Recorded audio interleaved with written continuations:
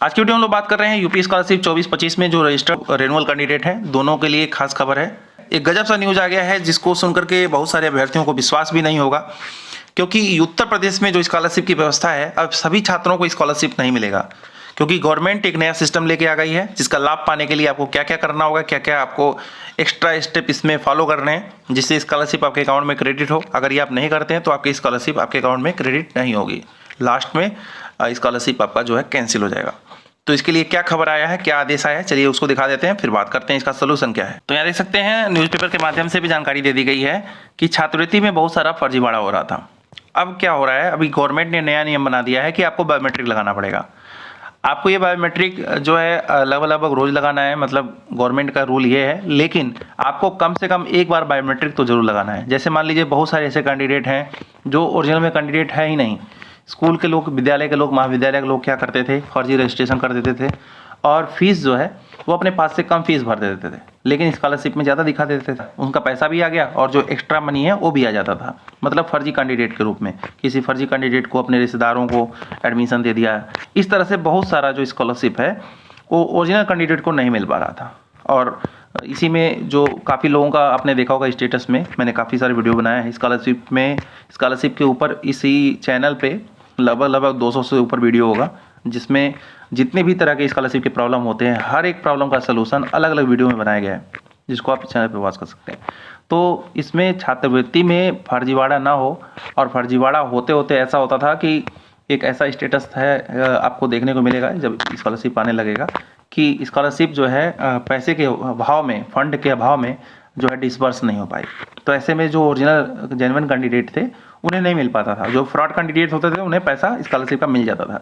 उसी को देखते हुए गवर्नमेंट के पास जब इन्फॉर्मेशन ये सारी गई कि ऐसे फ्रॉड हो रहा है, तो गवर्नमेंट ने भी एक इरादा बना लिया कि हम फर्जी लोगों को बाहर करेंगे। उसी फर्जीवाड़ा को बाहर करने के लिए गवर्नमेंट ने नियम बनाया कि बायोमेट्रिक एक बार जरूर कराना है।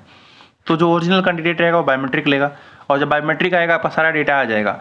और आपने देखा होगा एक अभी जल्दी ही ABC कार्ड बनाया जा रहा है, ठीक है, एकेडमिक बैंक क्रेडिट कार्ड। इस ABC कार्ड जो कि आपके आधार से बन रहा है, इसमें सारी डिटेल रहेंगे कि आप पहले कहाँ पढ़े थे और उसमें क्या क्या क्वालिफिकेशन आपने लिया था, अभी करंट टाइम में कहाँ पढ़ रहे हैं, वो डेटा वहाँ से फेच हो जाएगा आधार से, क्योंकि वो भी आधार से बन रहा है। और बायोमेट्रिक लगाएंगे वो भी आधार से, तो सारी चीज़ें मैच हो जाएंगी। गवर्नमेंट ऑटोमेटिक ये इंटरनल सर्वर से सारी चीज़ें फेच कर लेंगी और उन्हें पता चल जाएगा कि ओरिजिनल कैंडिडेट को ही मिल रहा है नहीं मिल रहा है। उनके पास उसमें बहुत सारे उनके सॉफ्टवेयर में जो है अलर्ट लगे रहेंगे कि अगर कोई भी चीज़ इसमें मैच नहीं की तो तुरंत ही अलर्ट चला जाएगा गवर्नमेंट के पास कि ये कैंडिडेट जो है जेन्युइन नहीं है। और ऐसे लोगों के ऊपर कार्रवाई भी की जा सकती है और पैसा भी वसूला जा सकता है, या स्कॉलरशिप उन्हें नहीं मिलेगी, डिसबर्स नहीं होगी, ऐसा भी हो सकता है। इसी के लिए स्पेशली बनाया गया है।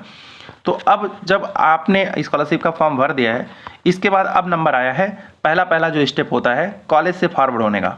सबसे पहला स्टेप होता है कि कॉलेज द्वारा, इंस्टीट्यूट द्वारा फॉरवर्ड हो।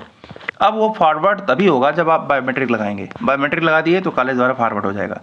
फिर क्या होता है, फिर आपका NPCI देखा जाता है, जो कि स्टेटस में आएगा। हम आपको स्टेप बाय स्टेप बताएंगे आगे क्या क्या होता है। आपको हम फटाफट बताते हैं। लास्ट में क्या होता है, स्कॉलरशिप कमेटी होती है, वो लास्ट में डिसीजन लेती है कि आपका सब कुछ सही है कि नहीं। इसमें काफ़ी सारे स्टेप होते हैं जो कि हम अलग वीडियो बना देंगे, लंबा हो जाएगा वीडियो। तो ये सारे फर्जीवाड़ों को रोकने के लिए ये स्टेप अपनाया गया है गवर्नमेंट द्वारा कि आपका इस स्कॉलरशिप का फर्स्ट स्टेप कॉलेज से तभी फॉरवर्ड होगा जब आप बायोमेट्रिक लगाएंगे। बायोमेट्रिक लगा देंगे, इसका मतलब है कि आप जेन्युइन कैंडिडेट हैं। और एक कारण और है, स्कॉलरशिप का जब कॉलेज फॉरवर्ड करता है तो उसमें 2 चीज़ें वो भरता है।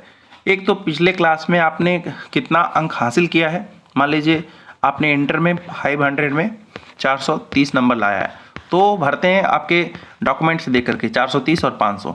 मैंने आपको बताया भी है कॉलेज लॉगिन कोड से ID पासवर्ड डाल करके कि किस तरह इसको फॉरवर्ड करते हैं, क्या क्या चीज़ें डिटेल डालते हैं कॉलेज वाले, स्कूल वाले, ठीक है। तो ये 2 ही डिटेल डालते हैं मेनली। एक तो आप डालते हैं कितने नंबर में आपका कितना नंबर मिला है, और दूसरा डालते हैं कितना अटेंडेंस है। स्कॉलरशिप का रूल ये कहता है कि आपका अटेंडेंस 75% से नीचे होगा तो आपको स्कॉलरशिप मिलेगा ही नहीं। तो इसीलिए कॉलेज वाले 75% से ऊपर डालते हैं।